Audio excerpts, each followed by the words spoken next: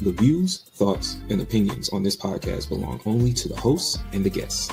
They don't necessarily reflect any organization or sponsors connected to us. We aim to keep things accurate, but everything you hear is shared for information, conversation, and entertainment. We're going to dive into good laughs, tough talks, and that genuine feel that you came for. So get comfortable, relax into the vibe, and let the moment unfold. This is Keep It Clean. Lock in. Because if that means if saying it now, get you off yourself, and then two, if you saying it now, is this needed? Is it accessible? Does it change up everything? What's y'all's thoughts? They make any of it. There's a game that's second place. Yeah, that's second place. Tell me why I'm watching a game on ESPN. One of the banners in the background is YouTube TV for the game, but we can't even watch it. How does that make sense? $20. I don't want no $20. I want the game. Every time you see me, I keep it clean like a coaster. All right, everybody. Welcome back to Keep It Clean, where the chairs spin, the truths land heavy, and the conversations hit harder than a safety in the playoffs. Let's get right to it because sports has been moving fast this week. NFL playoffs, man, it's getting real. Teams are lighting them up. Pretenders are getting exposed, and quarterbacks are either earning their stripes or packing their lockers. You seeing who built for January and who just happy to be on the fly. And the playoff defenses are doing everything they can to send people like Aaron Rodgers into retirement. Some of them are out here hitting like rent is due. Meanwhile, coaching carousel is spinning like a discount barbershop fan. Folks getting fired before their flight home, coordinators stepping down before the ink even dries, and franchises already throwing around interviews like business cards. Every offseason, somebody swears they found their leader until week 3 proves otherwise. We just going to talk about what that might look like before this week 3 comes up. Then for college football, the CFP is heating up and the transfer portal is looking like peak traffic hour. Players are jumping ship or deciding whether or not they're going to go to the league, stacking opportunities and chasing real snaps, and you really can't blame them. Coaches preaching loyalty while recruiting backups for their own starters. It's a cold game, but it's very, very real. And last but not least, we got the NBA. Trade rumors are amongst us as the trade deadline approaches. All-Star game is also approaching. You know how exciting it starts to get. Football winds down, basketball picks up, people are making complaints. We're going to get into all of that today. And we appreciate y'all being here. So we want to first start off with, if you're here, please like, comment, and subscribe. As you see below, YouTube, TikTok, and Instagram at the Keep It Clean Show. Twitter is at Keep It Clean, at Keep It Clean Show, right?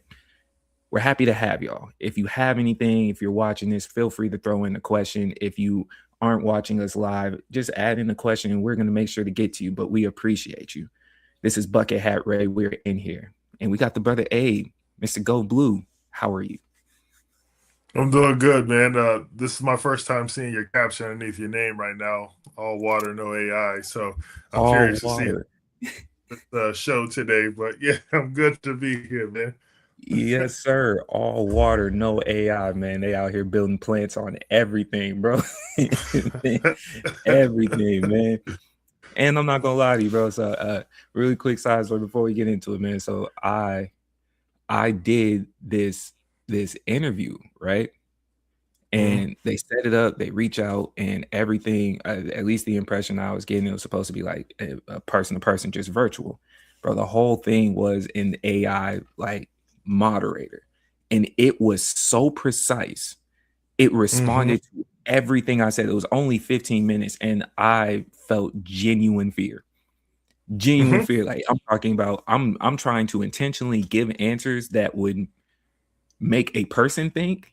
And then it was just like, yeah, that's a good answer. I like how you dove into this and it specified it, and this is where it could go with these types of topics. That's a great answer. And then how about, and then just presented a new scenario, bro. Hey, man. Hey. I'm not ready for I ain't gonna lie to you. I'm not ready for all that. That's crazy. I started looking at it, man. I'm looking at it like, man, someone's HR job just got lost in this moment, bro. And it's just going, oh man, I'm telling you, bro, made me nervous. Yeah, for sure, man. Okay, do you have a highlight of the week, you have a player of the week, you have a bozo of the week? Yeah, highlight of the week for me was watching the Steelers lose. It's about time. I mean, I don't want that from Mike Tomlin. I'm not an avid Aaron Rodgers hater, but I am a part of the fan club. So, Okay. Ready to kind of see that ship sail. So, definitely that was kind of like my high for the weekend. Bozo of the week, I mean, it's hard to say this because I don't want to do any damage to the young man, but Dante Moore, that was a terrible goal at that game, my brother.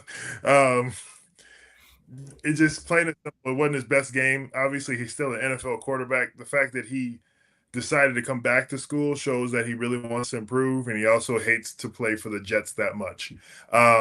So it's a double-edged sword.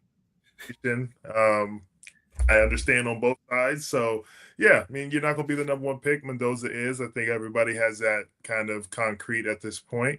And, short of him having something terrible happen to him, like he's going to be the number one pick. So it is what it is.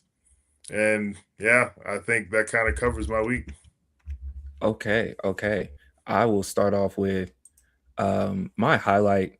We're going to get into this later, but I keep trying to tell you, man, I don't miss on QBs, bro. I just don't miss when we're talking QBs. And I don't feel happy about this, but the Bills did what they needed to do. In addition of Trevor Lawrence doing exactly what I told you he was going to do. Fold like a lawn chair, right? You get out there and what set the tone for the weekend. Great playoff, or at least for that Sunday. It set the tone for that Sunday. You got Buffalo on the road, and it was the storyline game. And that I was okay with that being the storyline game because just like you and I talk about all the time, there's no Pat, there's no Lamar, there's no Joe Burrow. So while we had an exciting day before on the NFC side, all eyes are on you right now. What are you going to do with this? And boy got beat. Boy got beat up. I don't think you could do it again. So I'm gonna give you a highlight this week because man, you was out there getting rocked, right? Bozo of the week. I have two. I'm gonna start with AJ Brown. AJ Brown. Them alligator arms made everyone really try to determine it, you know what I'm saying? Was this intentional? Did you really just drop it? AJ Brown dropped key passes. San Francisco didn't win. Philly lost to me from what I saw. And I understand that you have a limited package with Jalen Hurts, but AJ, man, all right, he led you by 2 yards the first time. Then the second time it was 1 yard. Then he hit you in your hands, and then you're gonna try to size up the coach. Both of y'all could leave. Both Nick Sirianni, bro. Nick has been riding the wave of making it to the Super Bowl the first time they played the Chiefs for a little bit of time. Anyways, you just happened to win, which saved you a job. You still were looking shaky after the Nick Foles one. We see this. We're paying attention to you now. Now it's like I don't know if you have control of the locker room either. I don't know if you have control of the locker room. My highlight moment. Mike Tomlin sitting in that resignation. He said, you know how thorough it is to go and never have a losing season. He's so thorough with not having a losing season, you can't even fire him. He said, I'm gonna beat you to that too. That's how much of a winner he is. And step down. It's resigning. Yeah. Said you thought. Nah, not me though. You know what I'm saying? Hey, I got one thing to say though. The Nick Sirianni thing with AJ Brown, he ran AJ down. The clip of the Sirianni literally running down there, but you realize when he got to him, he had his shoulder to him and he was looking at him like this because he realized like he had went too far. You don't run up on a player like that. I don't care if you're upset. Be upset. Come tell me how you feel, but don't run up on me like that. That's why AJ got in his face after that. Because how dare you run up in my space like you about to do something and then go sit there and do like this. And then let somebody say. Come on now. We've played sports. Yeah. A coach running up to you is wild aesthetically. But 9 times out of 10, I'll say almost 10 out of 10, we don't really see coaches put hands on the player. So a coach Right. running up to yell at you isn't unusual. Right. And he was justified. Okay. We synced it. Okay. We synced Okay. it. He didn't, but he didn't even make physical contact. He turned the shoulder too, because I get what you're saying, but we've seen that before.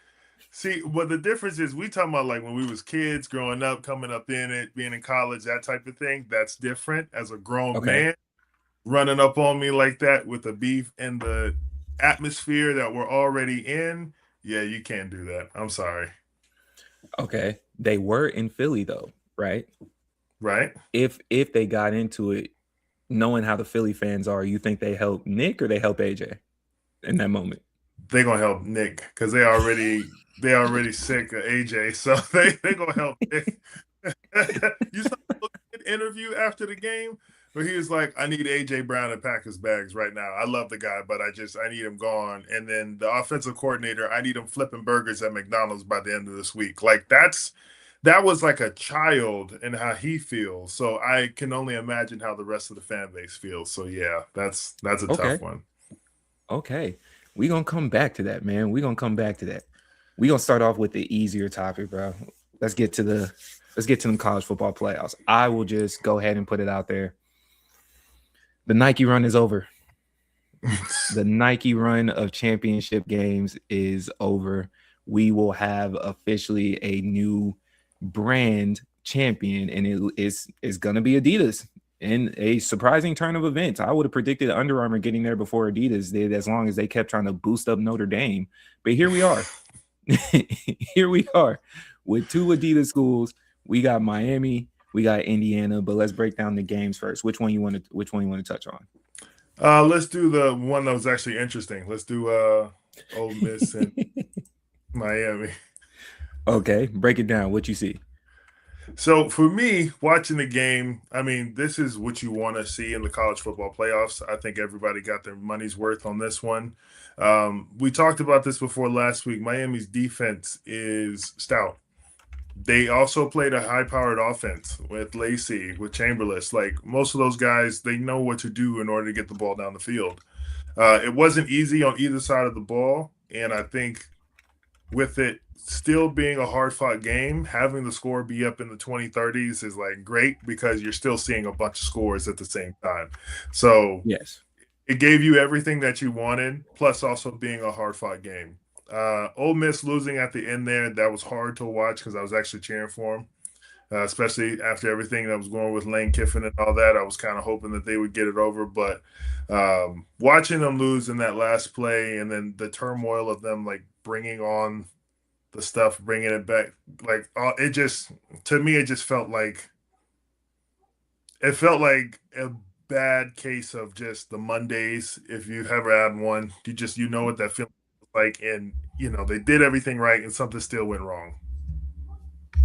Yeah, I don't disagree with anything you said. I think it was to the point where they gave us the game that we were looking for. That's the type of game that you were looking for in the college football playoffs, and Ole Miss did it in back-to-back games. You had it with Georgia, you had it with Miami.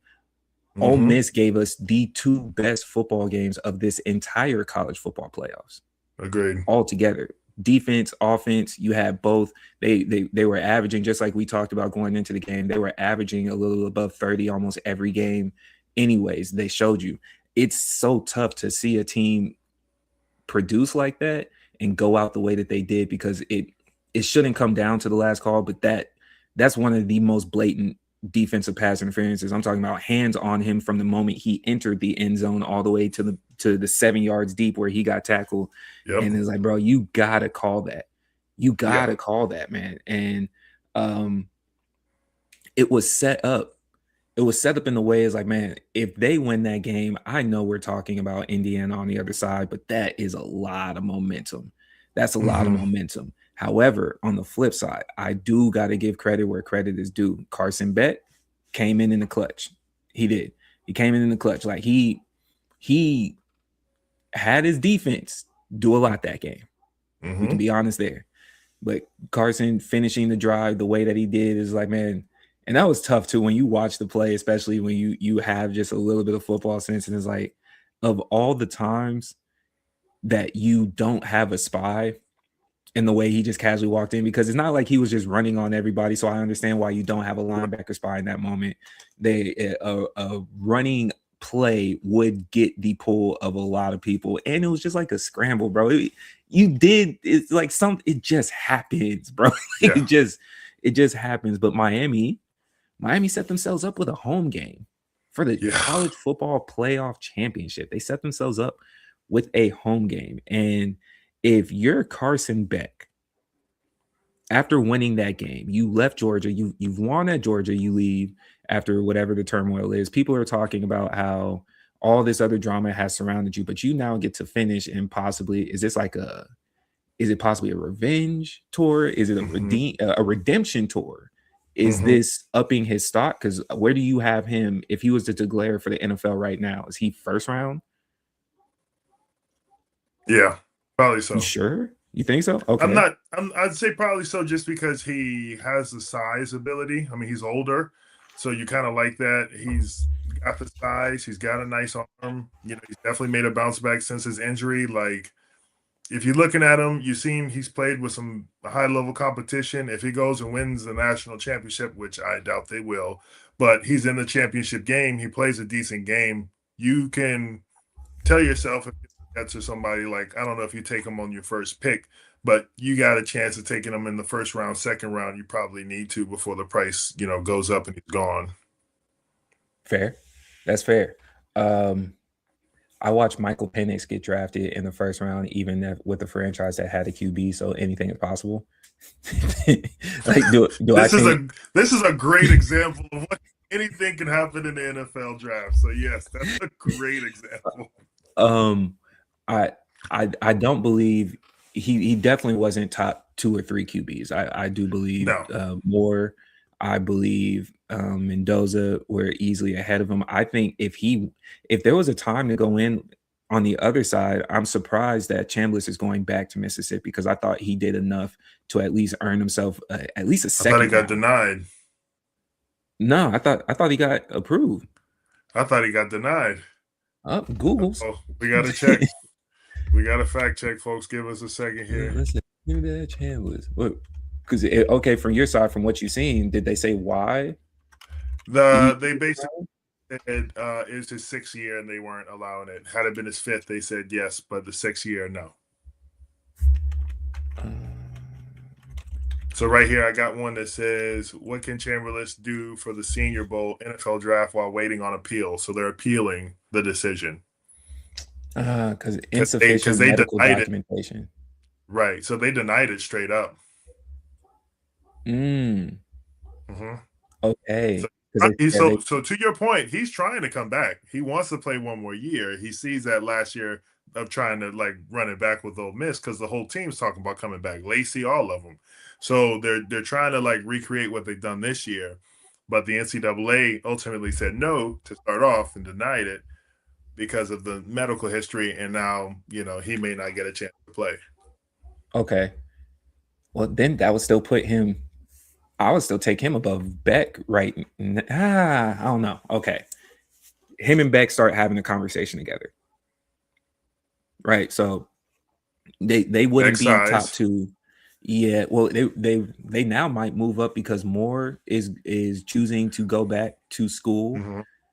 I can understand that. Well, damn, man. Yeah. The Jets don't have a choice quarterback, so they have to take somebody. I don't know who they take. I don't know if you take Carson Beck's that high, but you don't have a choice but to take a quarterback at that spot. You can't wait till next year. Is the quarterback the main issue with the Jets right now? No, they've got a few issues, but quarterback is definitely one of the ailing ones that's been for them all year. now, mind you, Jets are second. You're avoiding the Raiders. Yeah. if you're a college prospect, you don't think you could come in. This is with all due respect. I'm genuinely asking, based on where they're at in shambles, you don't believe you could come in and take Geno Smith's job? Oh, for sure. Okay, so you really But are just Mendoza avoiding. is the number one. So that's why Gotcha. I'm not even thinking about like the Raiders, because I'm literally thinking Mendoza is a Las Vegas Raider like tomorrow. Like I don't think there's even a conversation for it. And like I said, Dante Moore was probably the only person who would have might even been something, when it gets down to the last second where they go, you know what? I want him to be a little bit more athletic. I'm going more. That was probably the only thing stopping them from going Mendoza. I don't think there's anything stopping them from going Mendoza now. Okay, fair. Was there? I'm looking at the stats too. I'm going back to the Miami game, and did Carson Beck show you enough that made you think you could put stock in him winning the championship game? Yes. As a player, he showed me he could be efficient with the game that he had this past game with Ole Miss. And that was a high pressure, high stakes game. And he showed you that he could. Do I think they will? The answer is no. I think this is a very hard Indiana team to beat. They just look like bullies. Everybody they've played, like coming up to this point, they just look like bullies. Like they're in the 12th grade playing the 9th graders, and they're showing them why testosterone and puberty is a real thing. Like that's what this looks like to me. So it's really hard to look at Carson Beck in Miami and be like, they're going to bring it. Now, I do think Miami's defense is going to make this very spicy. Okay. He said they're in the 12th grade playing 9th graders. Okay. Okay, fair. So then let's go over to the other game. We had let's go over to the other scheduled football matchup, because I don't know if you can necessarily call it a game. Should we just address the history of Oregon in these college football playoffs before we even get to the game? Yes. Okay. How many times, how many coaches can you go through where you're this high-powered offense, ranked heavily, get in there, and when we say just deuce the bed, I'm talking about messy, burn the mattress, start all over, like all of that, man, every single time. And this is probably the only year where if you were putting it in a vacuum, you'd be like, nah, but Indiana has been like that. Like they've been doing that all year. Right. However, in totality of your history, it's hard to even do that. You got the brakes beat off of you by a team that most people already assumed you were going to get the brakes beat off of you. They didn't think it'd be like that, but they probably gave it like a 14-point cushion. Right. Then your history of just fumbling the bag, man.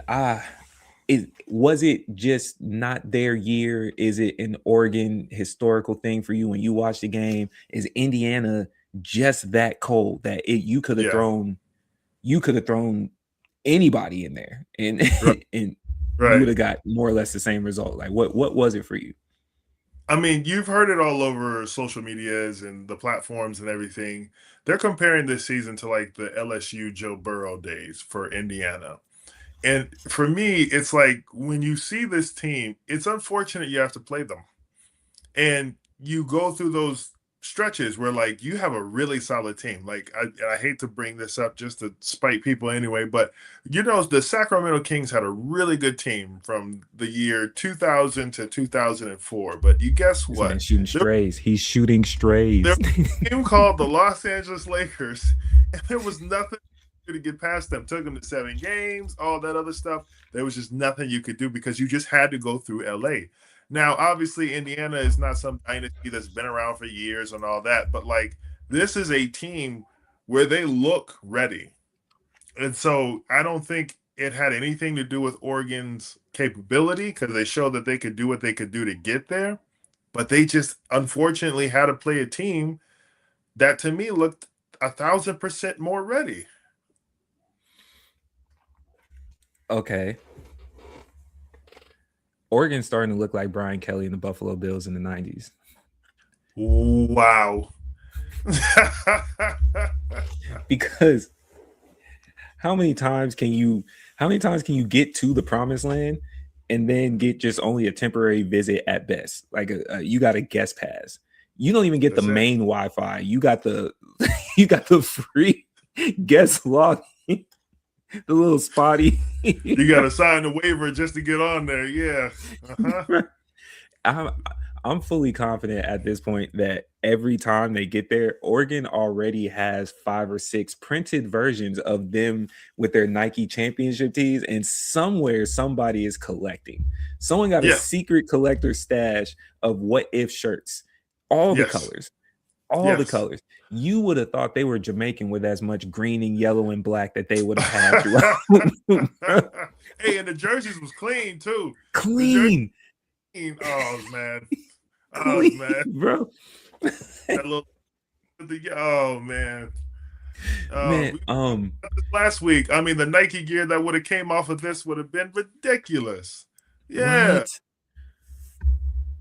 They messing it up for us. They are, man. The exclusives, man. You could have just threw something at the wall. I'm sure, and again, I'm sure they already have the shoes made. Yes. I'm sure they already have the shoes made, bro. They went in there, bro. We're joking, but Indiana put a left hook to the side of the jaw to them. A pick six on the first play. That's so the first play from scrimmage was a walk back to the touchdown. Come on, man. Come on. And then you if we really broke it down, it's like Oregon, he recovered, more recovers. You go down, you go get you a touchdown, you tie it up. And it made you feel like, oh, okay, we got something. We got something here. And then the punches just started happening. And they said it at the beginning of the game, right before everybody, like the literal kickoff. I don't know if you remember this, but the announcers was talking about the average age of Indiana compared to everybody else, right?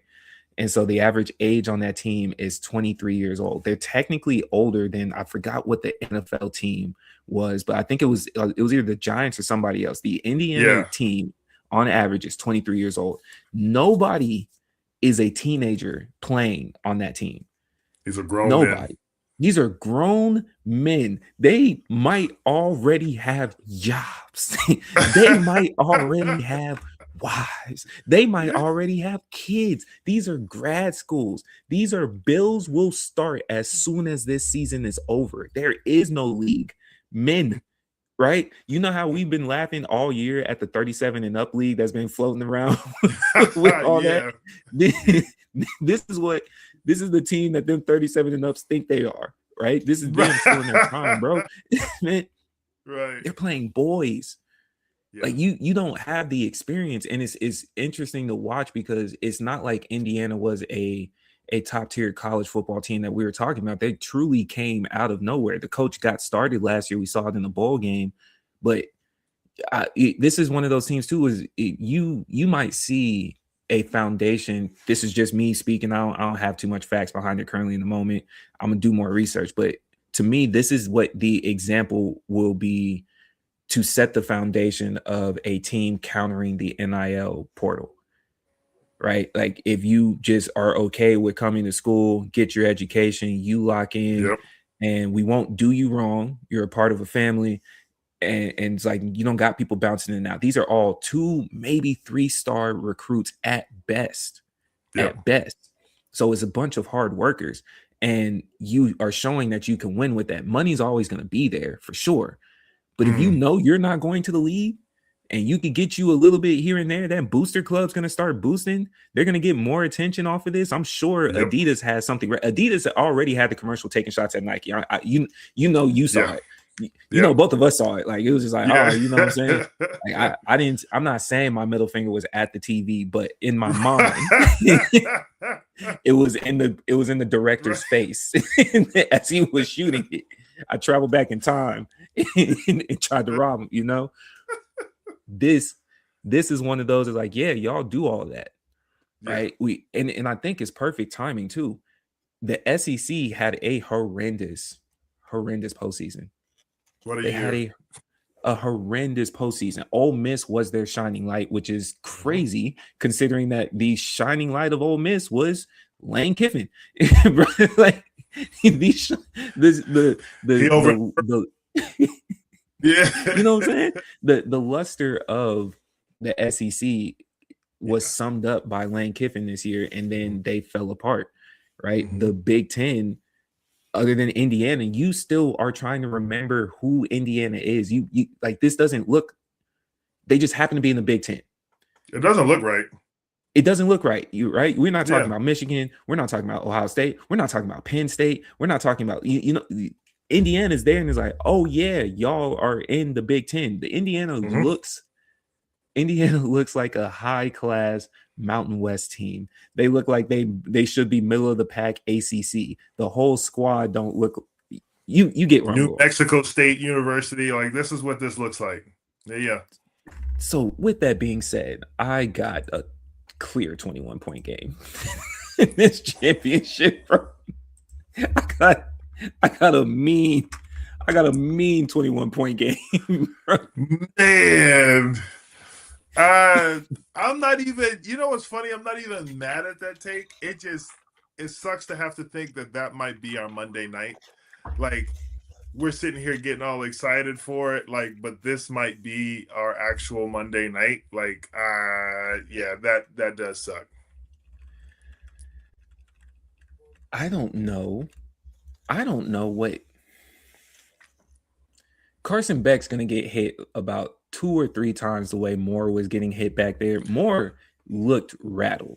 And if Indiana wins the coin toss and starts the second half with the ball, I'm calling it's game before the first kickoff is done.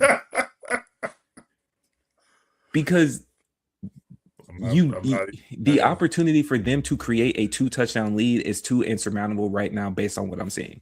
Right? Yes.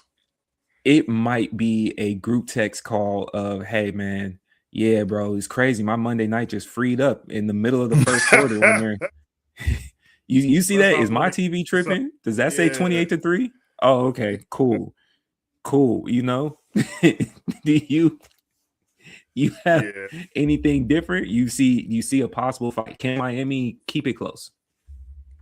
Because of Miami's defense, I am giving them like a 10 to like 12 point deficit to Indiana because I'm feeling like they'll catch Mendoza 1 or 2 times. That's my thought. I'm thinking there'll be an early mistake that'll get Miami pumped, but then immediately following that, Indiana's going to just stuff it down their throat. Just exactly what they do with every other team.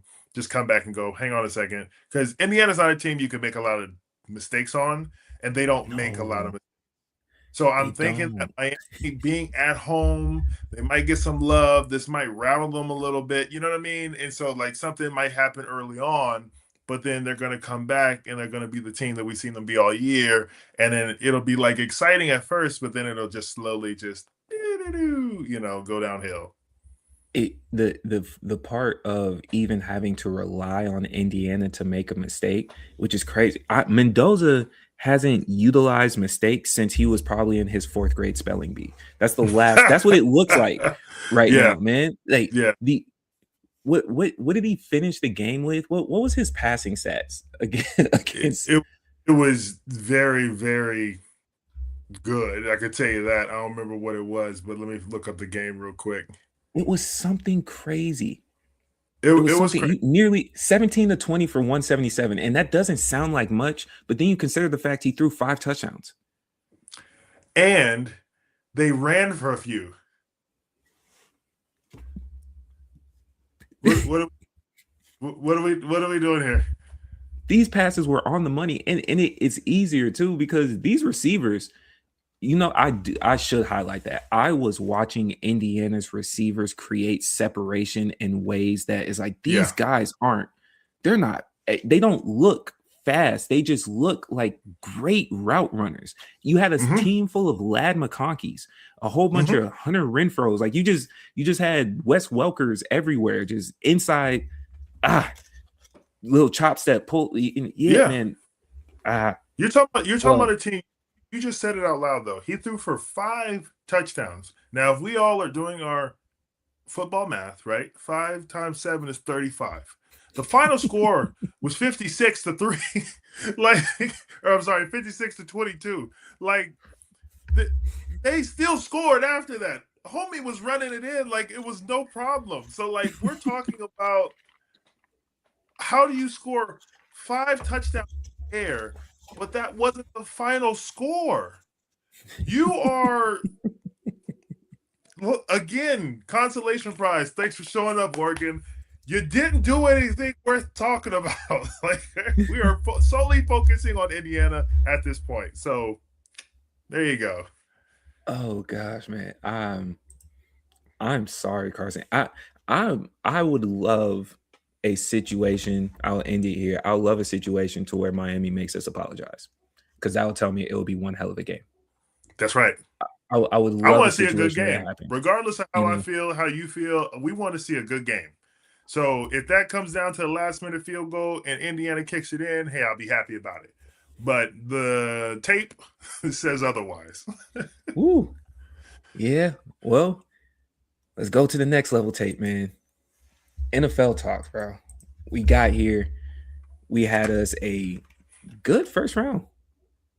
Good opening round weekend. You want to go in order of the games? Sure. What do you want to start off with?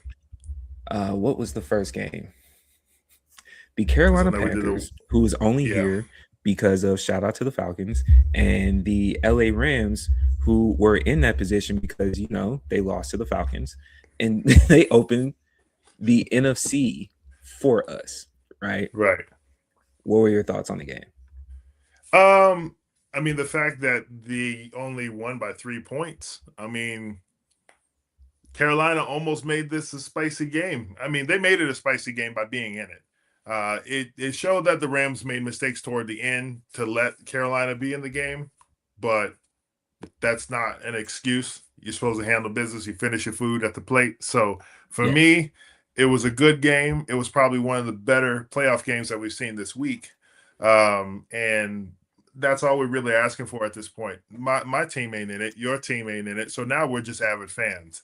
So at this point, we just want to see end of the game be up 3 points, just like this one, trying to drive to get that last minute, touchdown or whatever to get it in there. That's what I want to see. And that's what they gave us. So I was happy about it. Okay. I will start off with, there is no reason on God's green earth as a professional football coach that you should end the game with 3 full timeouts in your pocket. That's just unfathomable to me. When you have plenty of time to go down and still, you are still in the game, a winnable game with 3 timeouts in your pocket. Some of the worst clock management I have seen, man. That's just, there's no reason for that. Like that's one of those that should automatically be a fireable offense. It should, playoff game at home, 3 timeouts in your pocket in a game that realistically you weren't supposed to be in, and you were. Right. That's a major choke. That's a major choke. You're in a game where Matt threw for 3 touchdowns and only had 1 interception, right? Puka Nacua is going nuts over there with 10 receptions, and you had 3 of them things in your back pocket, right? That should be a straight to the office. Your turn, man, because this is a Cinderella run that could happen. The Carolina Panthers are coming together, and you remember that. That would be something for me, is like, I'm not saying that this happens, and he had a year where they came from a position of everybody essentially counted them out. We were expecting no more than 2 wins. You made the playoffs. It wasn't pretty, but you gave me 6 more wins than I expected you to get. And you might lose the locker room on that type of thing. All that momentum, all the hustle, all the heart, a home game. Yeah, I don't see that. But I agree with everything you said about the Rams. They left some doors open. They left some doors open to where you could study a little bit of film and then feel confident if you're still going in there, because going into that next game that they have, you might not be able to do that. But we can go into the second one, man. San Francisco, Philadelphia. The second one was Green Bay and the Bears. Was it? Wasn't it? Oh, okay. Yeah. I thought it was San Fran. No, that was Saturday night on the 10th. You're right. Green Bay and the Bears. Yes. Yeah. Yes. Now, actually, that was. Listen, you want to talk about that wasn't a better game than Carolina, and you said Carolina in LA was. Did you say it was one the best of game? the best games this one? weekend? Okay. I was about to say, because that game this weekend was Chicago Green Bay, hands down. Yes. Yeah. I mean, just watching the game, the Caleb Williams thing, if you ever questioned it, this is the type of stuff they was just seeing from him in college. He's got the body, he's got the speed, he's got the the IQ. This is a good quarterback for the team. Let's just be honest. Caleb's doing his thing. The defense is amazing for Chicago. They're definitely doing their thing, but I mean, the Packers are no Carolina. So, like, the Packers could easily hit a run and then mess around and be waving a championship trophy in your face. Like, they have a team that could get them there in that situation. They're going through a lot of injuries, all that stuff, but, like, they've got a good team. Talent, weapons, the whole nine. But for that to end the way it was nuts. Yeah. I will start off by saying, McManus, you should be the primary focus as a kicker, because you altered how the rest of the game finished out. Yeah. However, in the grand scheme of things, or the quarter of things, right? You can't even put more than 20% on you, because Green Bay let Chicago put Caleb Williams hung 25 points in that fourth quarter. Yes. Caleb Williams hung 25 points in that fourth quarter. This shouldn't have even been a situation for McManus to have to be the responsible party. Right. Caleb was throwing dots. Dots, dimes, packages, lasers, layover, next day shipping. He was doing all that. Caleb was doing everything. Man. And it's like he would have an iffy play there, and then the next one come back, and I'm talking about DJ Moore bucket. All that wind that the kickers couldn't handle didn't look like they affected his passes, man. You starting to think it's like, nah, there has to be money on the game, because the same wind that I just watched this kick go all the way to a fan is the same wind that is carrying a perfectly. Now you got Tom Brady up there the next day trying to be Tom, discussing how to throw against it and all the science. I know what you are. I know what you are, Tom. Shut up. Caleb figured it out. All I had to do was watch his tape. I have to give credit, man. You did 25 in a game where it's like, I'm not even, there's two things that happen there. Caleb Williams did his job, and at the same time, I'm on the side. I'm not mad at what Jordan Love did. Jordan Love did essentially what you're supposed to do for the most part. So trying to put that last drive on him, and he was trying to make it happen expeditiously. He was really trying to get them back in, because there was a lot of momentum loss. It's like sometimes you start off hot, but you could be mad at him saying, like, okay, there was a lot of 3 and outs. There were some questionable throws. He wasn't accurate the way he was supposed to be. It's like, yes. And there's also the fact that this is a rivalry game on their home field, wins the way that they are against a great defense. A great defense that's doing this to everybody. I gave, if I'm Jordan Love, I gave you 21 the first half. I gave you 21, and then I got us in positions to at least get field goals, so I'm not walking away with empty drives. I'm proud of what Jordan Love did myself. I think he did a good job. I think you get him you get him a receiver, though. When Golden gets to develop a little bit more under the guys, I was just about to say he's got a pocket full of receivers. Like, it can any one of them can. Dobbs, Watson, Golden. Like, they cool. Golden has the most potential. But I'm like, when Reed, Dobbs, and Watson also has potential as well. Watson does have potential. If they develop, they be solid. Yeah, I don't know about number one. Watson can be a deep ball threat. He could be a number one. You could be a deep ball threat, but I don't know about it. Like, okay, because that would be the same as what y'all have. I don't think Jameson Williams is a number one. I think he's a deep ball threat, but I don't think he's a number one. That's how I look at Watson. Okay. You know what I'm saying? And so with that being said, like Dobbs just had a cool year, but he's not a standout receiver. I think Jordan Love, could you get AJ? I mean, yeah. AJ on the Packers? Yeah. Oh, we might have. We bookmarked this when we get back to the season. Can you get? Oh yeah. AJ to the Packers around with Jordan Love. That looks good. Come on, with the Josh Jacobs that's running the way he is, but yes, man. Shout out, that was game of the weekend. Game of the weekend. Shout out to both of those franchises. Shout out to y'all's division for even doing that, man. And I will update where I'm at with Caleb Williams later on. But then we go into Sunday, and I want to preface this. We were right.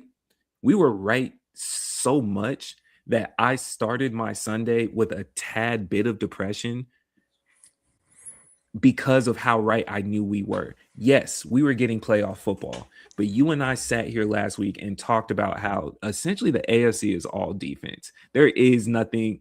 There's like, you're just seeing which defense does better. And coming off of two games like the Carolina Panthers and Los Angeles Rams, then you get the Bears and the Packers, high scoring excitement. I went into Sunday going, damn.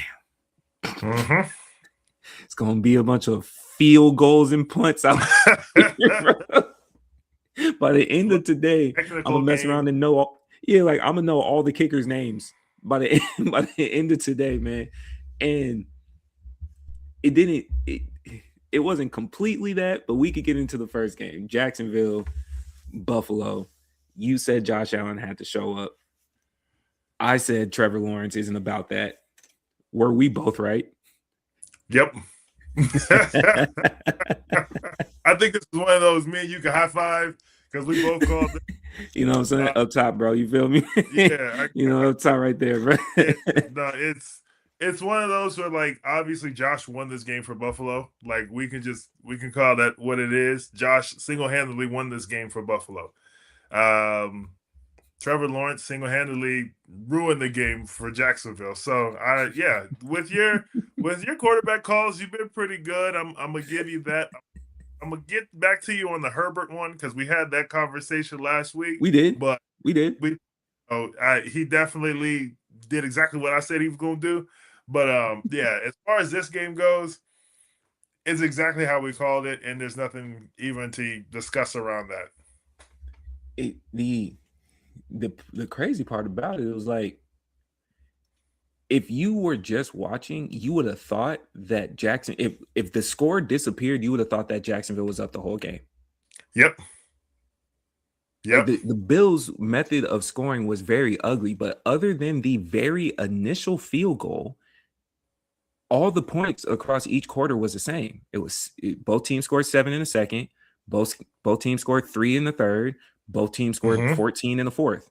So they were going, back and forth in the way that they were. I mean, there was a defensive interception and whatnot. There was a lot of stuff that was happening. Brian Thomas finally scored a touchdown wherever you've been for all the fantasy players throughout the year. I know they're mad at you that now all of a sudden your hands work, but it wasn't a crazy amount of yards for each side. Both only had 340, 359, 2 turnovers for the Jags. But yeah, you know what I did that last play? Like right before the last play, when Jacksonville got the ball back, I left. I went to go get groceries because I knew he was going to turn it over. And I was right. I didn't even have to look at it. I saw that Trevor Lawrence got the ball back, and I was so dedicated to it. And it's like, yeah, you could say it was tipped. He was covered. You threw it in the coverage. You did. Yeah. He was well covered. You had to make an NFL throw that would have gave him enough to make the play as a receiver, and you didn't make the NFL throw. I'm sorry. He is who we thought he is, bro. Stop. We're going to get to Herbert, but stop trying to group Trevor and all that talk like he should be in that group. He shouldn't be in that group. Right. He's cool. Yeah. He's cool. Jacksonville should look for a QB. I'm the opposite of that lovely reporter that was giving the coach, the verbal pat on the back in the press conference. Right. Not for Trevor. No. Hey, whatever she said, find the opposite. Right? Like, dude, you're not there. I'm sorry, you're not there. You have good receivers. You've had Calvin Ridley. You have Brian Thomas Jr. You've had receivers. You've had running backs. I'm not there. You've had tight ends. Strange is a great tight end. You've had tight ends, bro. Yeah. You are who we thought you are. But Josh is going into next week beat up, bro. Yeah. Fingers jammed, face masked, and hit the nose. He going into next week beat up. Yeah. I'm worried about him next week because he showed you he's Josh Allen. And Josh Allen can get you out the first round regardless of who you're playing. And I kind of feel that. But I don't know if he's doing that again for the second game. Fair. And then we went into the second game, which was, with all due respect, the dud of the weekend.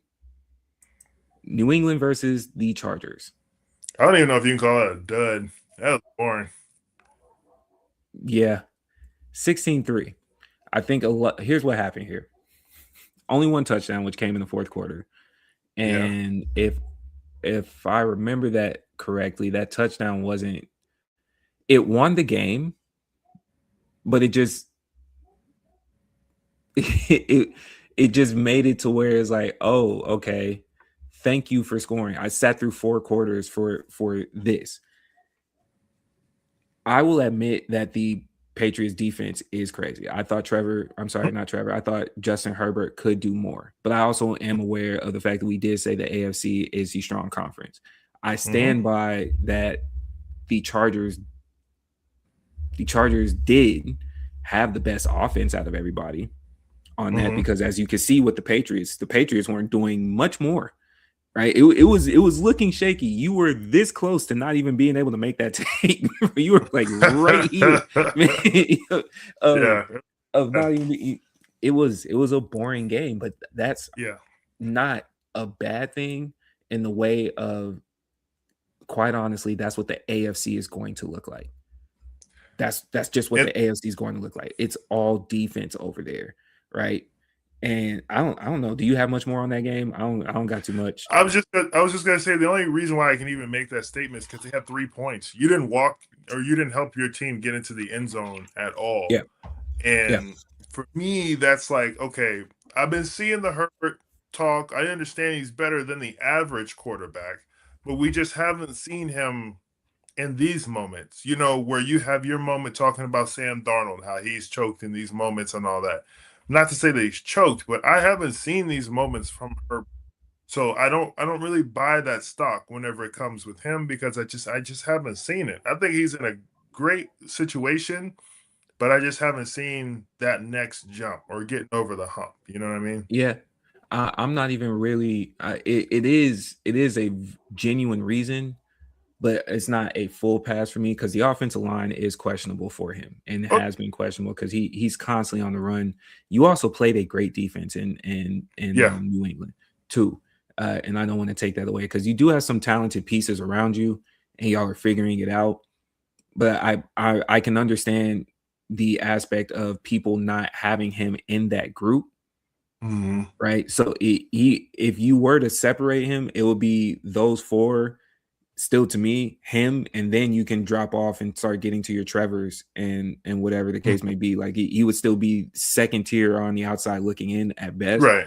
I'm interested to see what they do going into next year. That's going to be an exciting team to see in the offseason, because if they do get a line, you got a slew of running back. You got 2 running backs back there that could do a lot. You got lucky. A receiver. Yeah, man. But you got a receiver group that could use a little bit of touch, but you still got McConkey. Quinn Johnson came into his own, or he's starting to develop. I don't know what Keenan Allen's going to be, but you can start seeing his way towards the finish line. But yes, that's all I got for them. That's it. That's all I got for that game. Drake May, Drake May, I'm glad that you had this game first. That's what I would say for him. I'm glad that you had this game first, and then you were able to successfully win that game. And now it's like you had a game to where you could have a lull and some questions about yourself and still go forward and say, you know what, I learned something.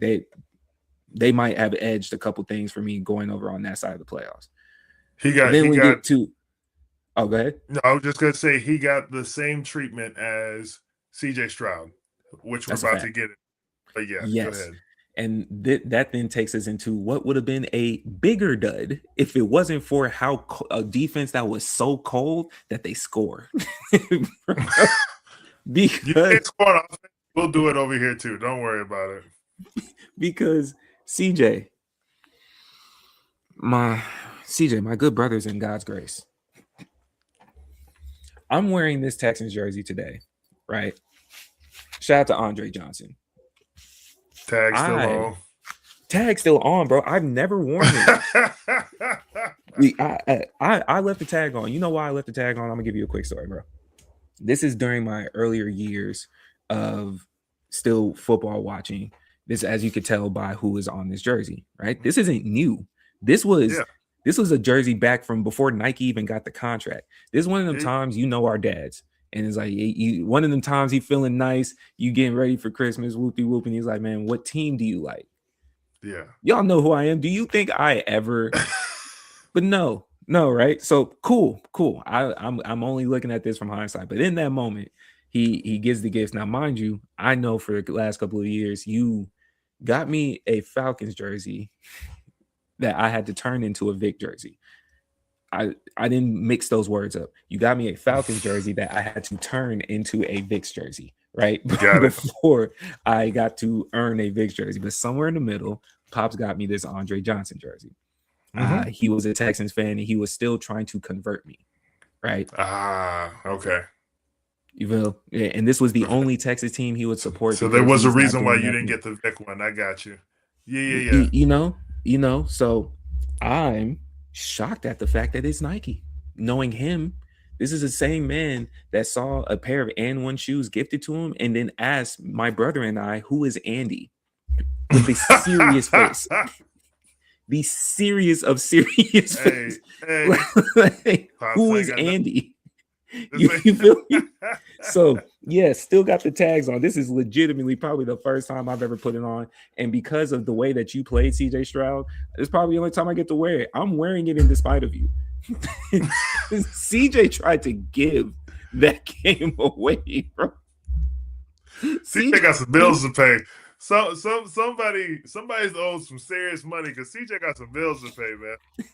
Hey man, how many times you just drop the ball on the ground by accident? How many times? The ball that need to be studied. Because look, I'm already in my brother's group chat. We're going back and forth, man. We entered the weekend a lot stronger, and we lost 3. In the reign of Black QBs winning Super Bowls, our margins have been slimmed after we lost Jordan, we lost Jalen, and we lost Bryce. 3 of them went down in flames, right? And then you just see CJ Stroud looking like Alvin the Chipmunk under that helmet. Just here's the ball. Here, Aaron, have it back. Aaron wants some more, please, bro. Yes, Aaron. Go ahead. Have one more chance. But that defense started punching. Get immunized. Yeah. Right. You're not vaccinated? You are today. Yeah. Give me another one, bro.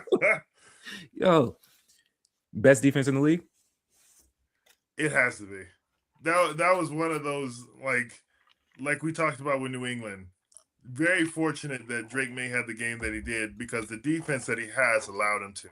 Will that continue on through the rest of the playoffs? No. He's going to have to step it up. Same way CJ Stroud is going to have to shake this last game off. Now, the way they drug test players after having an amazing game. They need to check after games like this for people like CJ, because we need to do something here, because I'm looking at him going, now how did that ball fall out of your hands? Do you need to play like Herbert with 2 gloves? Like, what's going on at this point? Because I'm not understanding how the ball just he just dropping the ball. So yeah, best defense in the league right now is hands down the Texans. They are flying everywhere on the field. Middle linebacker, defensive end, corners, safety. Everybody is in the vicinity by the time you have the peel in your hand. So when, obviously watching Rodgers throw the ball around, there's a little less zip to the ball. He's an old man. You got to give it to him. He's still out there doing it. But when that pocket would close on him, he looked like a kid in the ball pit whenever he just got lost and he couldn't find mom, because he was just in there trying to figure out, like, where do I go? Because it just would close on him and no one would tackle him. He just would have to fall because there was no other place for him to put his foot down. That's the kind of kept on him the entire night. There were several times where they would just run past him and just tap him because he was all on the ground. I was like, yo, this is the type of defense we're watching tonight. Good luck, because it was bitter. It was just so sweet, not bittersweet. It was sweet because I got to watch Aaron Rodgers get his butt kicked. I got to watch this, situation of CJ Stroud throwing the ball down and just continually looking like a clown. I always, I have a little side that roots for CJ, but you have to remember he's an Ohio State quarterback. So there's going to be that semblance that comes through for him. And people forget about that because they're like, no, he's one of the good ones. He's still one of them. So it's a win-win for me. There was a play, the play that you mentioned where they didn't even sack him. He just had nowhere else to go and he fell on his own player. The pressure happened so fast that I was generally watching with the Steelers lineman that he fell on. I generally asked, like, how did you end up on your stomach as an offensive line? Like, I was trying to, like, why are you on your belly? But what happened? Like, what if you got knocked back? You see the Duck Goose game? They went, Goose, you're Come in. on, like, because it's like if you get knocked back on your butt, okay, I understand that. If you whiff and like, how did you end up on your belly facing the defensive line? Like, what happened, bro? What happened to you? Yes. What move did he do? Drug test him immediately. As soon as he got to the sideline, they should have pulled him in the blue tent. Check the account. So come on, man. Oh goodness, man. But yeah, it was. I'm not there. I really don't know what he did to get the hate that he does. But Aaron Rodgers is a pariah. I don't, like, in all seriousness. If you can feel a way, to me, this is just where I'm at. Whatever his vaccine thing, but that was the start. Like, I don't know what else he did. He was just discount double check. Everything was cool. And, you came back when you're 40s. Like, I don't, especially because of the fact they talk about him in the same way that they talk about Tom. And, like, we knew Tom was being hated. Tom did some things. What did Aaron do in relation to him? But that's a different topic for a different day. Yeah. Right? Yeah. You lost your last throw, if you retire, was a pick six, which tells me Aaron Rodgers will be back to play QB next year. Because he and his ego can't just go out like that. Don't even put it up there, bro. Please. Aaron Rodgers will be in some uniform next year because he refuses to go out a pick six. It'd be one thing if it was a tip pass. Incomplete. Because you know why? You get to ride into the sunset being like, and in that moment, that's when I knew it was over, because it was an incomplete pass, but I felt fulfilled in my football career. All the little author shit that they be writing. Cool. A pick six? Stop. Stop. He'll be back next year. He'll be back next year to some sucker team. Yeah, you'll see him soon. With that being said, man, let's get to these predictions, bro. Let's get to this current playoff bracket. What game you want to dissect? We got Broncos, Bills, Patriots, Texans, Seahawks, 49ers, Bears, Rams. I'm on the side of get the boring one out of the way first. which means AFC. So you choose between those two.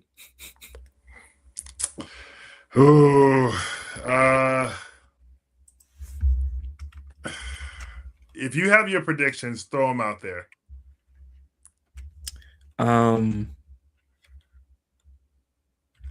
I will say for my predictions on the AFC side, I have the Broncos beating the Bills and Patriots going into Houston. I might have the Texans with what would be essentially an upset. And I have a great explanation. That is an upset. Yeah, that is an upset, but I'm not mad at it. I have the Broncos defense. The Broncos, because they're nuts this year. Like the only thing that might hurt the Broncos is the fact that they sat down a week. You know, sometimes that bye week in the playoffs could be hit or miss.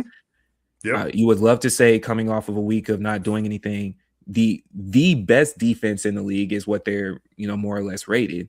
Houston is a close second, but you are playing a banged up Josh Allen and a receiver core that's a little bit iffy. I think them boys win, but I don't think it's crazy, right? Like, because I don't see Denver's offense just going nuts like that. I think they might have spurts. I think at most the offense puts up 21 themselves, at most. Right. So if the defense doesn't have a pick six or they're just holding them, it could be one of those. The game is going to look closer than it really is to me. That's how I see that game. But that offense puts up 21, but the defense is going to do its job in a lot. So I have the Broncos clearly winning that game. Do you have Josh Allen doing something different? Is the miracle tour still going on? I think Josh Allen is going to do exactly what you said, which is keep this game interesting. But I think when the chips fall, he's not going to be able to carry this team all the way. Okay. Think it's a fair time to ask. It's supposed to be his playoffs.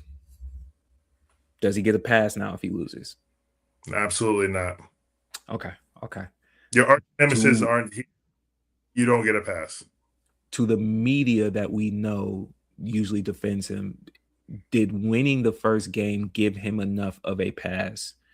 Then combine it with, we did see the hits. It's not like he faked anything. Boy got hit. Right. a lot, right? He got tagged, yeah. Does he get a pass? I can see a lot of people giving him a pass by saying the team was depleted. His number one wide receiver isn't doing what he's supposed to do. There will always be an excuse for Josh Allen. I think you could probably find one because of how talented he is. Where I'm at is this is the hump we need to get over. We don't need to be the Buffalo Bills of the 80s, 90s. Like, we need to get over the hump. And right now, we are continually talking about how good Josh Allen is. Gave him the MVP last year. Very controversial, but like, you do all that, and then the next season you win your first game versus Jacksonville and you lose to the Broncos. I don't know. I'm not saying trade him. I'm not, we're not being ridiculous about this. Like, he's still top tier quarterback in the NFL. But like, at what point do we finally get to say, all right, this might not work out, So I think they need to go heavy in the draft this year and go get him a top target. Like a top target. I think he did enough to get him the media pass myself. I do. Okay. I think he did enough to get the media pass. The only thing that would make it look crazy to where you have to talk about it for him, he would have to have a bad game. As long as he doesn't have a bad game, the way that the media has talked and how tough he is and everything he's doing is not to say that he isn't. In that regard, he bought himself a pass. Okay. Excuse me. Barring a, 2 interception, 1 fumble loss game where they go and score on them, but it's going to have to be interceptions, not fumbles. Yeah. It's going to have to be him throwing it in this, like, them type of throws. Like, he has to have a horrendous game for somebody to even start to consider, like, okay, is it him? Because in combination with you got beat up all year, you don't have a top target, you had to get it out the mud, all the narrative Yeah, unfortunately, I think to me, unfortunately, it's like they gave him enough rope. He would have to sprint off a cliff for them to start like with rope around body. Like that's how bad it is, man. And I'm with you though. It should be a conversation, but that's not going to happen. Other side, bro, man, that Texans defense is disgusting. I'm having them win. I do have them win that game. It is an upset technically. Drake May is going to have to play his ass off. You know why? Because the Texans defense is already geared to prepare for 14 to 28 CJ Stroud giveaway points. That's how cold the Texans defense is, that they calculate he's not going to score. Not only is he not going to score, he's going to score for you, and we will still beat you. He with y'all. He's y'all. Got a jersey with us, but he with y'all. Yeah. We're playing 12 on 11. We're playing 12 on 11, man. Yeah. Like, who knew you could play defense on offense, bro? They started the season 0-2. Yep. You know who they lost to in the early parts of the year? They lost to a high-powered LA Rams. Okay. They lost to the Seahawks. Okay. They beat a lot of other teams. Yeah. Comfortably. And those games that they lost were very close. Yeah. That defense is the CJ Stroud we saw this past Monday is the same CJ Stroud they've had all season. And that same Aaron Rodgers panic we saw on Monday is the same panic all the other QBs have had all season. It looks like death looking at them boys across the line, bro. Yeah, that's scary. Bro, they are that good. They're only fifth because of how bad the defense is. That's it. That's it. Drake gonna have to play. Drake gonna have to play, man. That's all I could tell you. And they got a good enough defense to where that defense might have to score points too. They're gonna have to. It's not a question of if they have to score points too. And that's the reason why I have New England winning this game. Is because I think CJ Stroud is gonna have another game where he hands it to the other team. Fair enough. Okay, so we agree there. We're 2-2 in agreement, which means somewhere between these last two we have a disagreement. You got Houston winning? No, I got the Patriots winning. Oh, okay. Never mind then. What's the spread? Huh? What's the spread? Like, what's the score are you thinking? 10 points. Really? Yeah. Okay.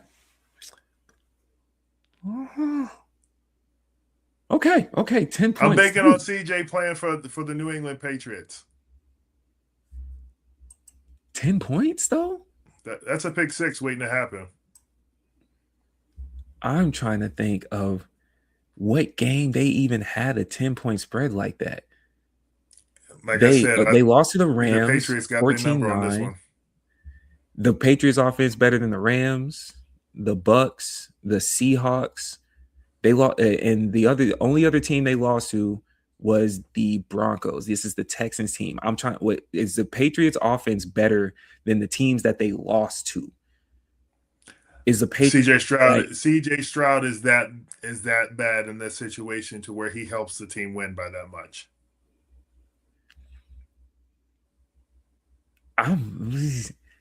They beat the Ravens 44-10. Despite CJ Stroud. I hear you. There's nothing else to talk about. They beat a still healthy Patrick Mahomes. They sure did. They beat Lamar. I'm just saying, bro, that's 10 points. Okay. Fair. I hear you. Fair. Not seeing it. But okay. Out there. So we have different ones. You want Seahawks, 49ers, or Rams and Bears? Seahawks, 49ers. And I got the Seahawks. Of course you do. And of course I do too. Oh! Yeah. This matchup. The 49ers did what they needed to do to get through that last game, but they in trouble. They hurt. Yeah. No, man. Yeah, this might get ugly, and this might get ugly fast. Yep. Shout out to George Kittle, bro. Like, of all people, you don't wish injury upon anybody, but it's like, everybody loves you, man. And his tear didn't even look egregious like the other ones. It genuinely, it was a casual step, no hyperextension, ankle taped up, and that also, to what I be saying, was like, I don't think it matters if it's low cut or high top. His ankle was taped. His ankle was clearly taped, and he still tore it. That's crazy. I hadn't seen an ankle taped or an ankle brace and somebody tears it. Right? Like, yeah, man. So shout out to George Kittle. I hope for a recovery, because that also tells us, man, he's not playing next year. Right? At least I don't think he should. The recoveries have been crazy, but yeah, man, like, he might come back mid-season. I feel for people that go through that. That's a tough injury to come back from, but they got all these conspiracy theories now with the 49ers of how close that facility is. You know, that's why they're always hurt. So the electrical grid, yeah, man, y'all might have a class action lawsuit, man. I don't know. They might have a case for sure. you know, I don't know. You might have to like bathe in some natural spring waters for days on end just to probably get some years back, bro. I think that was clear. They're going into Seattle too. Yeah, man. Yeah. It might be a 17-point game for me on that one. Bears Rams. That might be the game of the week. I honestly believe that might be the game of the week. And I got a homie that's the crazy Bears fan. He's ready to ride for him. I'm actually going to his house to watch a game, so shout out to him. But I think the Rams got this one. Really? Okay. This is Jamel versus Ev for me, right? And I'm not gonna hold you. I can understand where you have the Rams winning. I have the Rams going into Chicago and losing, though. First and foremost, I need both black QBs to win. So as you see, I have chosen both black QBs. I got one that will give the game away, and I got one that showed me that he can win a game if you put the ball on the line and it's in his hands. I see the Bears continuing doing exactly what they did last week, and mainly for the fact that that defense is still that defense. And if the Panthers can hang in there and slow down or alter the Rams in the way that they did, they still put up 30.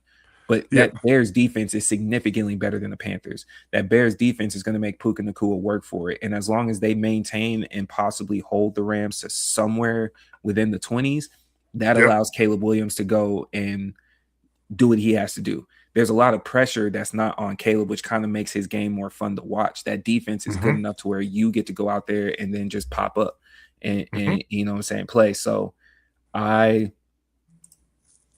have the Bears. So we disagree with the Bears and Rams. We disagree with the Patriots and Texans. We agree Seahawks, 49ers, Broncos, Bills. All I'm saying, I was pretty on point with all my calls last week for the games. So I'm feeling pretty confident about this week too. I got all of them but one, so I think I'm doing all right right now. I said Rams. I was wrong on the Eagles. I can't remember what I said for the Bears or Packers myself. I think you took the Packers just to be spicy in the conversation. Okay. I did say the Texans. I didn't believe in Trevor Lawrence, so I was right there. And I said the Chargers. So I know I missed on Eagles, Bears, Packers, and the Chargers, Patriots. I'm not mad at that. I'm not mad at that. Bears, Packers gave me a game. Eagles, AJ Brown hold. Like there's accuracies that were there that wasn't outside of the calls that I made. It was just y'all did some weird, you know what I'm saying, like that y'all did some weird stuff, or magic. A little weird on that one. Rudy tapped in with us. He said that from the outside looking in, the switch up on Aaron was quick. Terrible way for him to go out. If he does go out, David definitely thinks he's staying with us. But he said with the under, so he cashed out. So he appreciated the contribution. You know how the chips fall sometimes, man. That's all. You know what I'm saying? Yeah, and then I was wrong on the Chargers and Patriots. I'm not mad at that one either. If again, it was all field goals until the That last was a score. terrible, bro. Terrible game. Okay. Last but not least, NFL. Coaches resigned. Coaches have signed. There's coaching spots still available. Right? Give a breakdown. Harbaugh went and he signed John. Yes, John. Yes, John Harbaugh, former coach of the Baltimore Ravens, now new coach of the New York Giants as of today, right? They're saying he's inking the deal as of today. And in other news, we have Mike Tomlin stepping down from the Steelers after being there for well over a decade, got them a championship as well. And for whatever reason, Dallas fired their defensive or offensive coordinator. Like, I don't know what he did. Or the defensive coordinator is like anybody but the main defensive coordinator. Yeah. Cool. What does this mean for the Giants? You finally get some structure, some discipline, and not just these wild, wild West Cowboys that you keep trying to like hire in the interim and all that. Like, you finally get someone who's respected. You finally get a coach who knows how to put an infrastructure together. So as long as they give him the tools, this should work out for them in the better. I'm not saying that he turns them around to be a Super Bowl winning team, but this will be a team that will have to be, looked at in a different light moving forward. So I think the New York Giants pushing the chips in, saying, let's go get a coach to start this off with was probably the best move, because with him coming in, having say-so before the draft and all that, I think this will really help the personnel for the team as well. Okay. I don't disagree with you. I think we're just now essentially looking at the timetables for Malik Neighbors and Cam Scatterboo to really give him that boost that we're probably looking forward to him having. You got a rookie that showed that he's willing to play as long as he's not trying to concuss himself. So you have a good setup on offense. They were scoring points. Even post Neighbors, they were still going out there scoring points. They were winning upset games. I haven't paid too much attention to their defensive side, which might be why he's brought in and you get to call what that is. So there's a lot of upside. There's a lot of upside, but there's also a lot of work. But I do agree with you. That's a great pickup. I think he's great for that environment. I think he could thrive well in that type of pressure scenario. So I think that's a great pickup for him. And I think that's an organization that's going to give him an opportunity and not just pull the trigger and fire him quickly. It's also an organization that's desperate for any good news right now. So this is their big fish. This is the biggest fish that they've landed in some years, especially after we've seen Hard Knocks and what they've passed on. So I like that. I think both sides win. I do. Yep. Now, other port, Mike Tomlin steps down. What does that mean for you? I mean, it just kind of means that I was talking to my pops about this yesterday. Like, kind of means like the changing of the guard is kind of happening. We're seeing in real time. These organizations want to invest into the younger coaches right now. They want to have a coach like Tom, keep them for 20 years, and they have the infrastructure and they grow together through the good and the bad, and hopefully have what they can as a coach for the next 10, 15 years, not having to switch coaches every 2-3 years. It's not the plan or the game plan that you really want. So watching Tomlin leave definitely sucked, because obviously how well of a coach he has been for the Steelers. I mean, for the culture in itself, I mean, he's been a great representation, but he might just have been tired. Honestly, in my mind, I think Tomlin was just tired. He's been doing this for so long. He's probably can just kick his feet up and do some cushy media job, but like it's them winters are probably rough in Pittsburgh, you know what I mean? And doing all that and then having the infrastructure that you did, but then the guys that you had are gone and you have to pick up and do it all over again. Like, I think it's time. Not everybody. I think I have portions of agreement with you. You said a very key point. So I might start off with just saying, don't be surprised at whatever team in the South that Mike Tomlin's going to show up with by the start of next season, wherever their son, right? Like that's I think he was tired of Pittsburgh. I think Pittsburgh was tired of him. He was tired of Pittsburgh. I think their relationship came to a very mutual and respectful end of Steelers. Right. The Steelers organization historically rides out with their coaches. They ride out with their team. That's what they do. There wasn't a bad tumultuous relationship. It's just you have a standard. This is the goal. The Steelers aren't there for the playoffs. This is a historic franchise. They expect championship runs and championships, more importantly. So you get in there, and then now you have some mixes going. So in that same essence, he's a top candidate for a lot of teams. And you take him in a situation where you're not stuck in Pittsburgh anymore. That's a win. That's a win. So you go down somewhere south. You could be, I know at minimum somebody picks him up as a defensive coordinator, but you can easily be a head coach if you chose to be a head coach. Yeah, if you can get you know, like, and his big thing right now, I think genuinely would be if he decides to continue coaching and he goes and speaks to these organizations, the big thing right now would be, are you willing to let an offensive coordinator be an offensive coordinator? That's going to be his big dream. Like, if you give that space and not have to be as hands-on with it, because that's just currently not your forte. You haven't been able to reproduce what you did since Ben Roethlisberger has retired. Right. We watch you with Russell and Justin Fields back there. Some games were great, but apparently they were calling different plays in the huddle. That's what they're leaking out there. You've had a batch of receivers from Antonio Brown to Juju Smith-Schuster. You lost Claypool, whatever the hell happened to him. You had DK Metcalf, which I told you is not a receiver. He has one route, no hands, all shoulder pads. That's it. That's what I'm saying. Right. All shoulder pads. Shoulder pads got more catches in his hands, man. But anyway, so you've had Le'Veon Bell, you've had the bus, you've had Najee Harris, you've had a lot of talent there, and it's just like the offensive never flourishes. They never flourished the way that they were supposed to. Aaron Rodgers might be your best offensive season in probably the last 5. Yeah, give or Lord take. knows anything Randolph had to touch. Okay, so your offensive highlight might be Mason Rudolph getting punched in the face with a helmet by the now sack.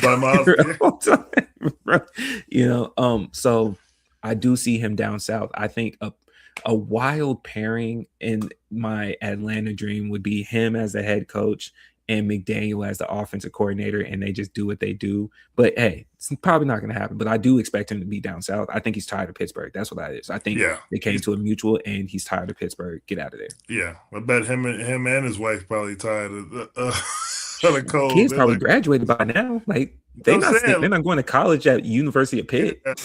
There's no him to be in the cold no more, man. Go to Miami and get you some sun, dog. Yeah, man. I see him down south. I do think as we just transition here and just kind of wrap up with the NFL side, the coaching openings.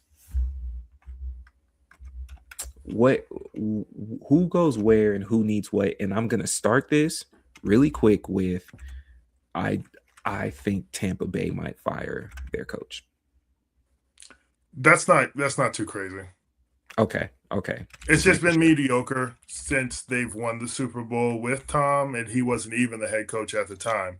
So, like, it's mediocre. I mean, you think they've done better than NFC championship since then?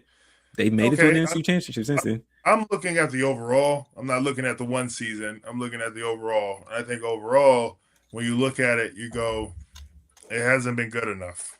And you want somebody to get the team over the hump because they've shown you that they can be, at moments throughout the season, that team. But you need somebody to get them over the hump because right now what they're doing is stagnant. It has not been the last couple of years what you would prepare or want your team to be. Man, mediocre is tough.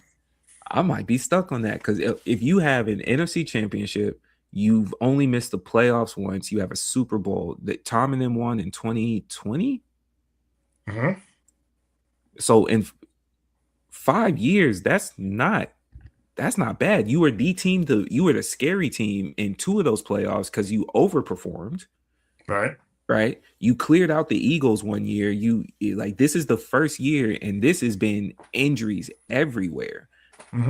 For the type of season you had. Mediocre. His resume whoops a lot of coaches. His resume whoops a lot of coaches not named Andy Reid and Nick Sirianni in these last 5 years. I got you. But here's the thing. You start having these seasons back to back to back to back to back. You start looking like Mike Tomlin. And not to say Mike Tomlin's a bad coach.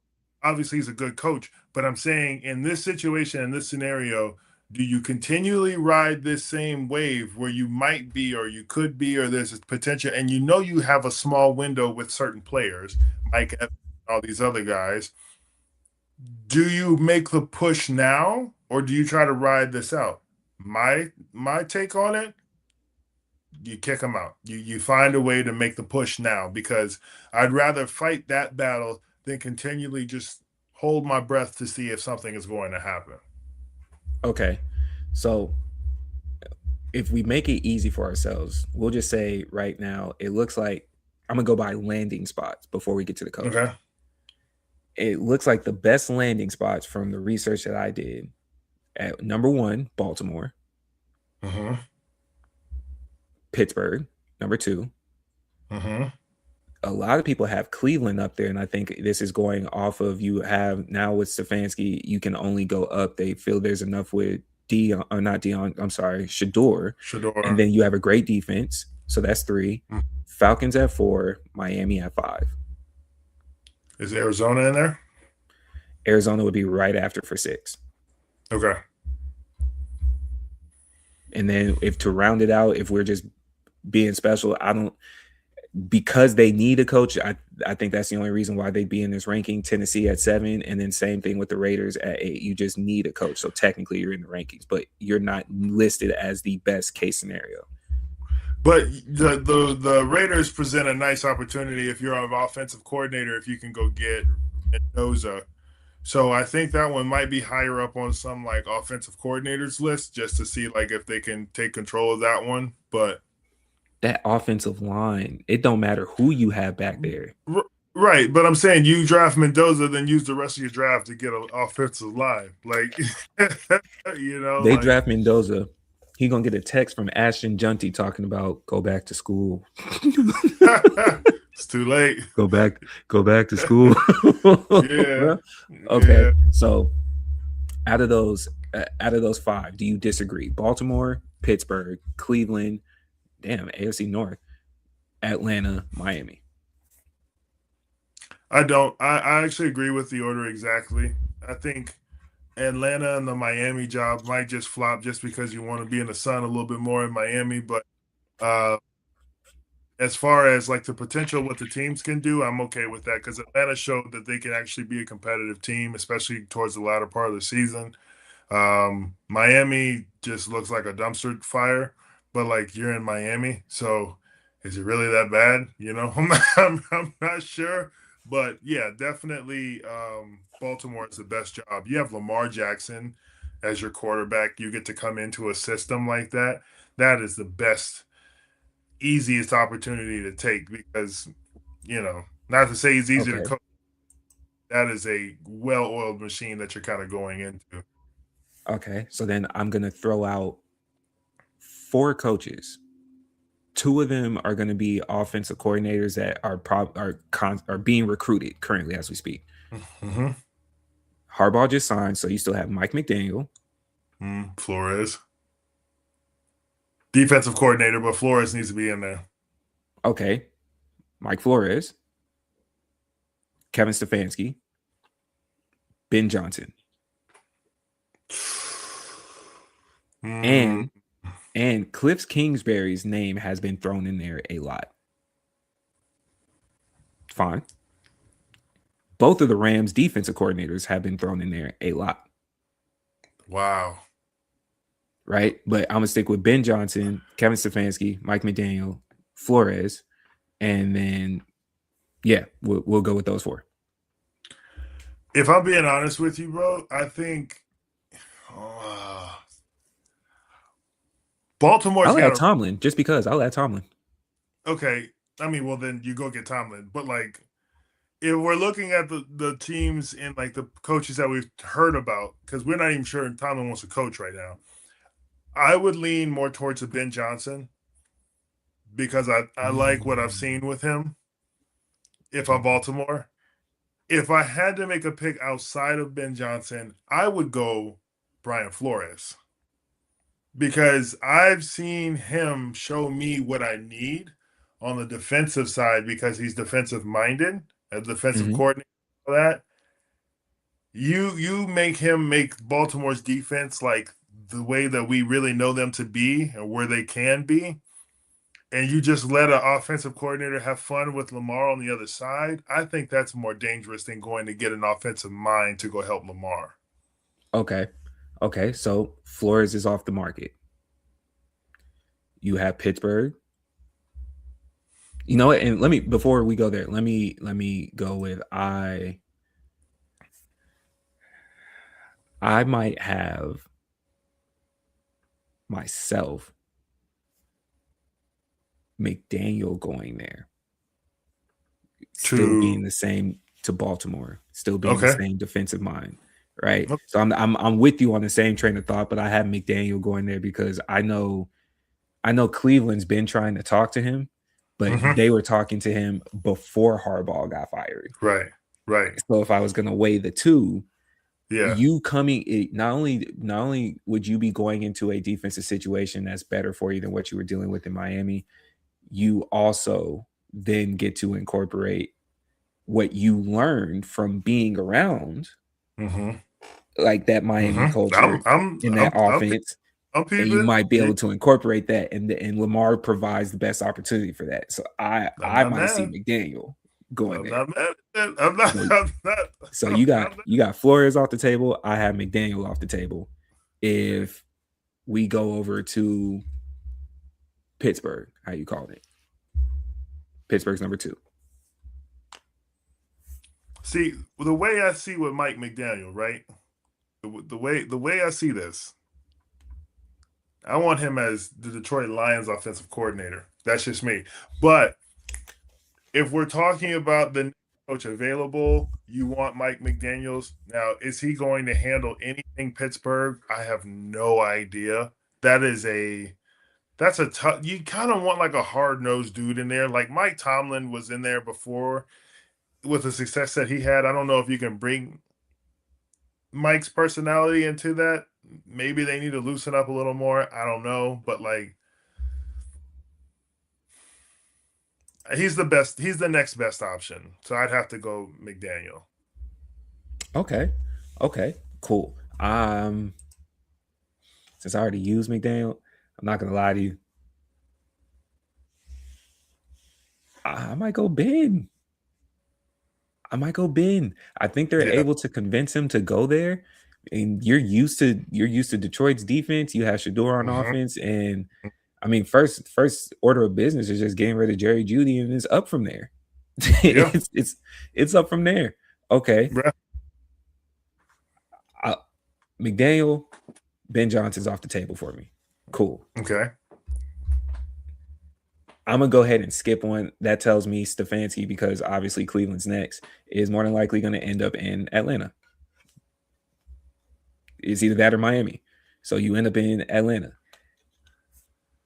Other than you being petty, not a bad coach. Other than you being petty, quarterback situation is wide open, just like it was in Cleveland. So you actually get to pick one that you like. That's why I think he's the worst person for this situation.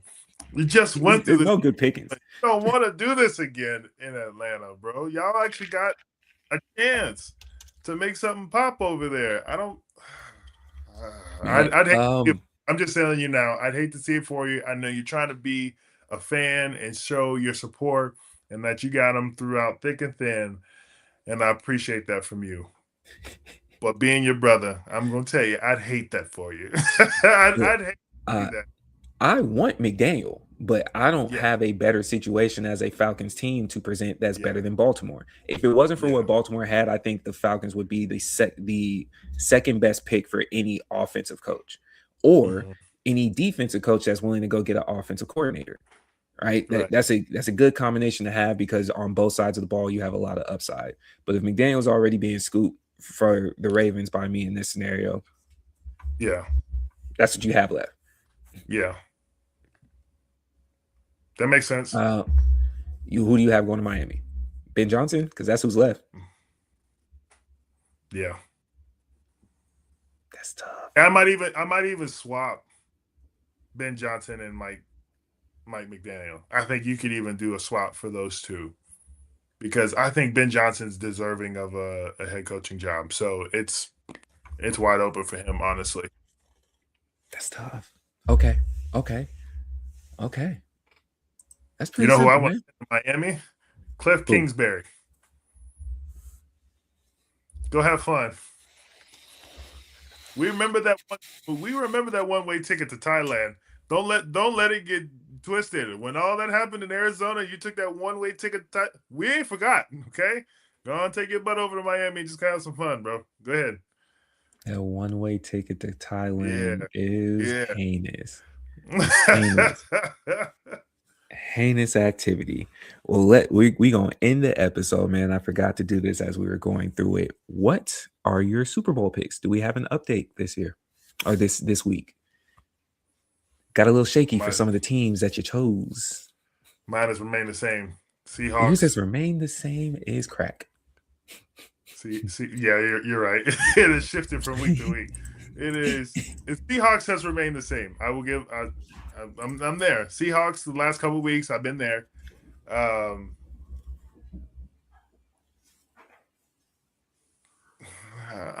At this moment, I'm still saying New England. Just threw up in my mouth a little bit, but it happened. I might have an adjustment. Well, I have to adjust on the NFC side first and foremost. The Eagles lost. So, with that being said, I sound like Brother Jamel. Go Bears. Wow. I'm not mad at you for that. That's go Bears. And honestly, it could have been them or the Packers. Once the Eagles lost, that's where I was at. Them or the Packers. So they won out of that. Go Bears. I respect LA, but I think this is a tough game for you to go into. And then on the other side, I still have the Broncos. I just want to make a note, and it sounds wishy-washy, but please do not be surprised if we see one of the most insane defensive runs from the Houston Texans that will take them to the Super Bowl, because there is not a stellar offense that concerns me or concerns the Texans. Them Texans beat the Bills already. Them Texans haven't seen anything them Texans have seen scarier than the Patriots. That's correct. Them Texans can see a Bo Nix.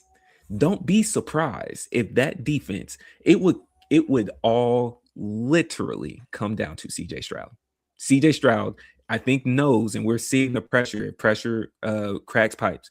CJ Stroud has the responsibility of the Texans making the Super Bowl square on his shoulders. You can be absolutely right about Ohio State QBs, or in a freak turn of nature and confirming the end of the world, he ends up winning a Super Bowl, and we just call it quits then and just accept that. If he wins the Super Bowl, it's not he won the Super Bowl. This is a Trent Dilfer, Baltimore Ravens type of defense. You win the Super Bowl because of your defense. So in this scenario, in my mind, it's a lose-lose for you either way, fam. I don't care. They're so good, Trent Dilfer, and you can't make me think otherwise. That's tough, man. Well, you know what, man? We appreciate everybody that came in today. We love y'all. We love the people that tuned in. Shout out to you, Rudy. We see you in the comments, man. Shout out to the people that joined on the Instagram side, man. This is a Keep It Clean Sports Show. We are now opening the door for more topics. Football is wrapping up. We're about to see the end of college CTE this upcoming Monday, and then we're going into the last, what would be now 3 weeks of football. 3 weeks of NFL football, right? So basketball is wide open. We're going to give y'all a special episode. We know the trade rumors are happening, so we're going to get to that as well. But for all of y'all there, man, please do the usual. Like, comment, and subscribe at the YouTube, TikTok, and Instagram at the Keep It Clean Show. And on Twitter, if you're still using that wild AI West of whatever is happening over there and the questions that they've been asking Grok, if you want some cleanliness, Keep It Clean Show. Follow us over there, man. We appreciate all y'all, and we are out. Every time you see me, I keep it clean like a coaster.